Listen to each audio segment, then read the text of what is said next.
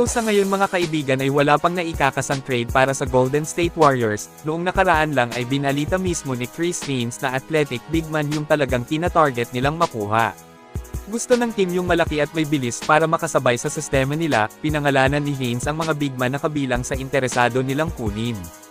Ay isa kina Nick Claxton ng Brooklyn Nets, Robert Williams III ng Portland Trail Blazers at Daniel Gafford ng Mavs. Ayon kay Chris Haynes sila yung tinitingnan ng GSW ngayon at isama pa natin ang tatlong manlalaro pa na pinakamatunog na mas nalilink ngayon sa Dubs. Ito ay sina Trey Murphy III, Michael Porter Jr. at si Anthony Davis. Well, lahat ng pinangalanan ay paniguradong malaki talaga ang maitutulong sa Warriors ngayong season, para nang sa gayon ay pwede na po silang matawag na totoong contender.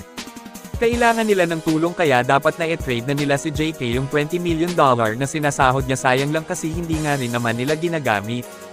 Well, isa rin naman ako sa naniniwala na papakawalan na ng GSW si Jonathan Kuminga bago ang trade deadline sa February. Pero gaya ng sinabi ni Steve Kerr na kailangan nga rin daw po na maging mas matalino ang kanilang front office pagdating sa pag-trade ng player para walang anumang balik na problema sa team nila. Para sa akin mas okay na makuha nila kahit isa lang kina AD o Michael Porter. Parehong champion sila, kayang mag-handle ng mabigat na load sa loob ng court, sure ball mas lalakas at sobrang malaki ang chance ang makaabot sa finals kapag ka-healthy lang.